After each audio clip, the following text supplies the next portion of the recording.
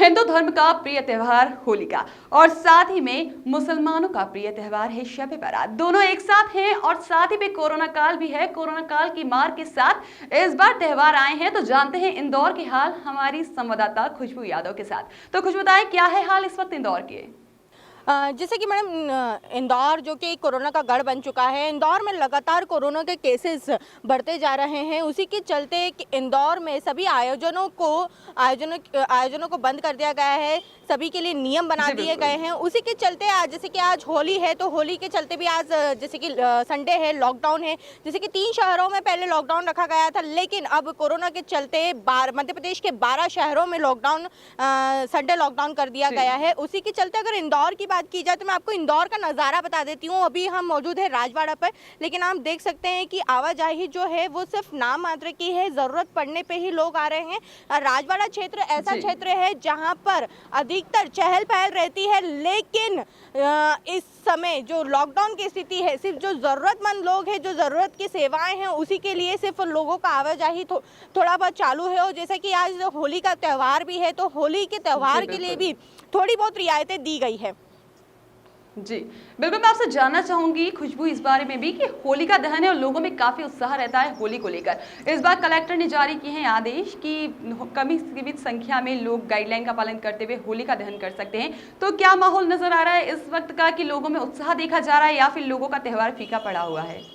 देखिए, कहीं ना कहीं कोरोना के कारण लोगों का त्यौहार तो फीका पड़ा हुआ है, लेकिन उत्साह में कहीं कमी नहीं दिखाई देगी। क्योंकि जहां तक पहले जब आदेश आए थे कि होली का दहन जो है वो जो होली है वो अपने घरों में ही रह के मनाना, तो उसी के चलते लोगों में काफ़ी एक जो संदेश था वो गलत उसमें चले गया था। लेकिन अब जो आदेश वापस से आए हैं और जो एक अनुमति, क्योंकि एक बड़े बड़े आयोजन है, होली का दहन करने की सभी ने मांग की थी कि होली का दहन तो होना चाहिए, क्योंकि हमारी परंपरा चलते आ रही है, हिंदू धर्म की परंपरा चलती आ रही है। तो उसी को देखते हुए कल रात वापस एक आदेश जारी हुआ है जिसके अंदर होलिका दहन की अनुमति दी गई है। जो यह अनुमति बड़े आयोजनों के लिए नहीं दी गई है, लेकिन जो गली है, मोहल्ले हैं, वहां पर छोटे आयोजन किए जा सकते हैं। और उसकी संख्या भी सीमित कर दी गई है। 20 लोगों की संख्या इसमें निर्धारित की गई है कि 20 लोगों से ज्यादा जो संख्या है वो नहीं होना चाहिए। तो इस तरीके से तमाम चीजें जो नियम है वो लागू किए गए हैं कोविड को देखते हुए, ताकि जो हिंदू धर्म का पालन है वो भी हो सके, जो हमारी परंपराएं हैं वो भी पालन हो सके, और जो महिलाएं हैं जो इस त्योहार पे, जो होलिका दहन पे जो पूजा करती हैं वो भी हो सके। तो इसी के चलते जितने भी सारे नियम हैं वो परंपराओं को देखते हुए भी बनाए गए हैं। अगर बात की जाए शब बारात की तो उसमें भी लोगों की संख्या निर्धारित कर दी गई है। उसमें भी 20 लोगों की संख्या निर्धारित की गई है कि कब्रिस्तान में 20 लोगों से ज़्यादा, एक बार में 20 लोगों की संख्या रखी जाएगी, उससे ज़्यादा नहीं होगी। और इसका जो निर्णय है कि इस तरीके को कैसे मैनेज करना है वह जो कब्रिस्तान के जो संचालन है वो करेंगे और उसकी जिम्मेदारी भी उन्हीं की होगी। तो ऐसे जो धार्मिक चीज़ें हैं, जो धार्मिक पर्व है, उसको देखते हुए थोड़ी बहुत रियायतें लॉकडाउन के चलते भी दी गई है।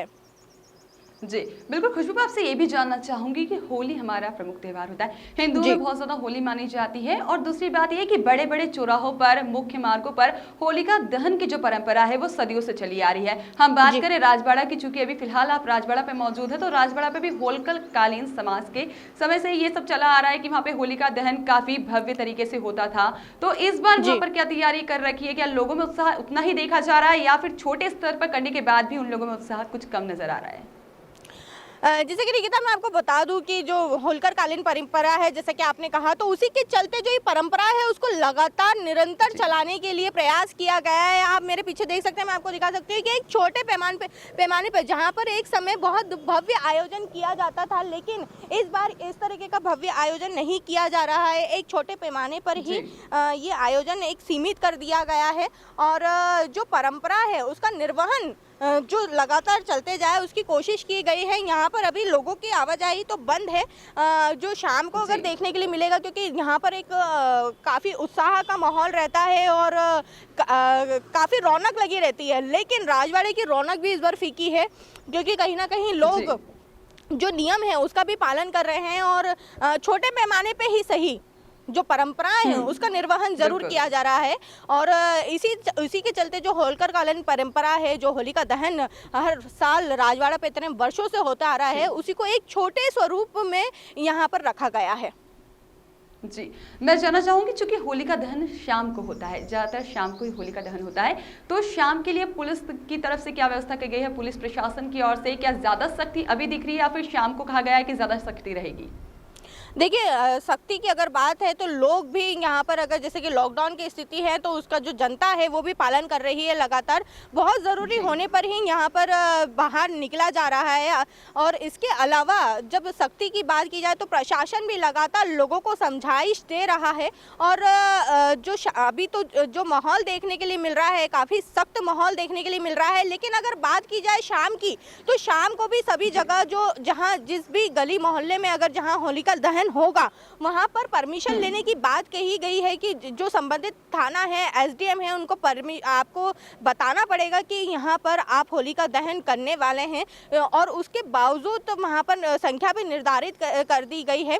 तो उसी के चलते अगर देखा जाए तो सख्ती तो यहाँ पर काफ़ी बरती गई है, क्योंकि कोरोना के जो पॉजिटिव केसेस है वो लगातार 600 के पार यहाँ पर आ रहे हैं। तो एक कहीं ना कहीं इंदौर के लिए एक चिंता का विषय बन चुका है।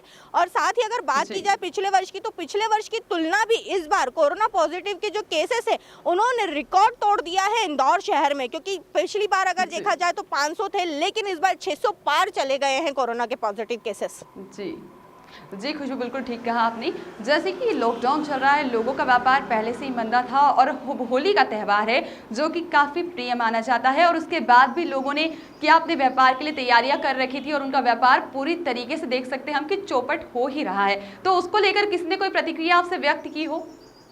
देखिए निकिता, जब आज तो सारी दुकानें बंद हैं और कल भी दुकानें बंद रहेंगी सारी जितनी होली के व्यापार की। लेकिन व्यापार का अगर बात की जाए तो लॉकडाउन के बाद में व्यापारियों की स्थिति वैसे ही खराब थी। जो फुटपाथ पे जो लोग अपने दुकानें लगाते थे, छोटी छोटी दुकानें, वो भी नहीं लगा पा रहे हैं।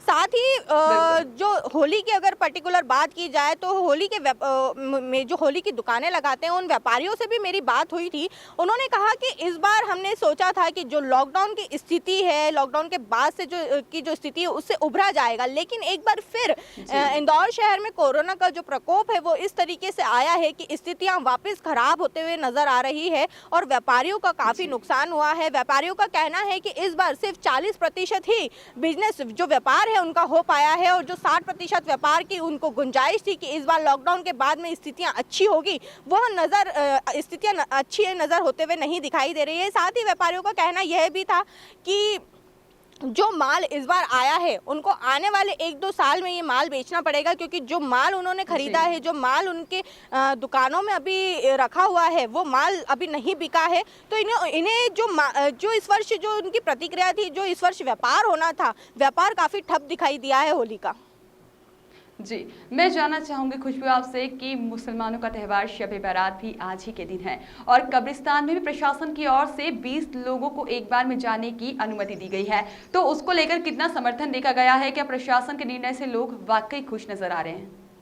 देखिए, जहाँ पर पहले तो एकदम सख्ती बरती गई थी कि कोई भी निर्णय किसी भी तरीके की अनुमति नहीं दी गई थी, लेकिन अब जब अनुमति दी गई है और 20 लोगों की अनुमति दी गई है कि जो लोग हैं अपना पर्व मना सकते हैं, अपना जो त्यौहार है वो मना सकते हैं, वो भले ही शबे बारात हो या फिर होलिका दहन हो, उसी के चलते जो संख्या निर्धारित की गई है, कहीं ना कहीं लोग उससे खुश भी है, क्योंकि एक कोविड भी है तो कोरोना को देखते भी जनता काफ़ी जागरूक है, क्योंकि सख्ती बरतना अभी बहुत ज़रूरी है। और उसी को देखते हुए लोगों ने जो प्रशासन के जो गाइडलाइन वापस जारी हुई है, जो प्रशासन ने जो निर्णय लिया है उस पर लोगों ने सहमति व्यक्त की है, और जो भी नियम बनाए गए हैं उसका पालन करने में लोग लगातार लगे हुए हैं। जी, मैं जानना चाहूंगी खुशबू कि शब बारात के लिए कहा गया है कि दूसरे क्षेत्र के लोग दूसरी जगह पर नहीं जा सकते, वह अपने क्षेत्र के ही कब्रिस्तान में जा सकते हैं। तो इसके लेकर लोगों ने क्या कहा है?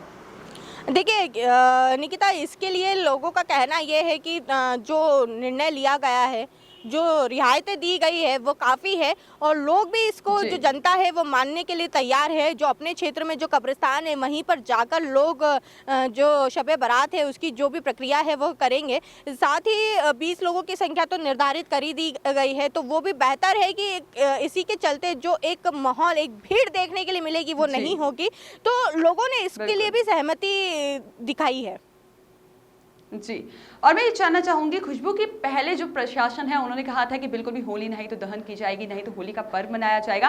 किसी तरीके से अनुमति नहीं दी गई थी और ना ही तो शब बारात की कोई अनुमति दी गई थी। जब लोगों ने काफ़ी ज़्यादा विरोध भी किया था, कई राजनीतिक दल थे जिन्होंने इस चीज़ का विरोध किया था, कई सारे प्रतिनिधि आगे भी आए थे जिन्होंने इस चीज़ का विरोध किया था। लेकिन प्रशासन की कुछ समझाइश के बाद वे सभी लोग प्रशासन का सहयोग करने के लिए तैयार हो गए। तो इस बारे में आप क्या कहना चाहेंगी?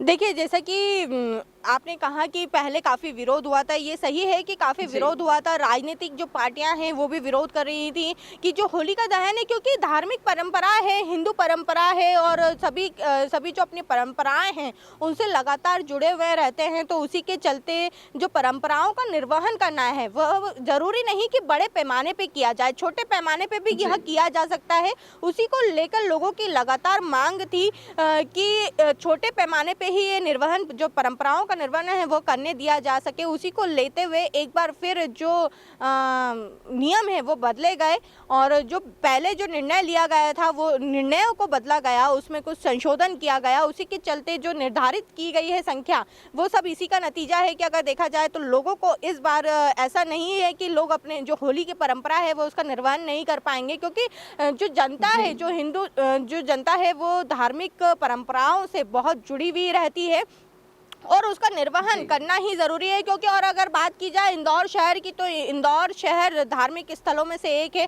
अगर देखा जाए तो यहाँ पर परंपराओं का जो निर्वहन है वो काफ़ी अच्छी तरीके से किया जाता है। भले ही कोई भी त्यौहार हो, होली हो या फिर अन्य त्यौहार हो, उसको लोग, जो जी। जनता है, इंदौर की जनता बड़ी जोश से मनाती है।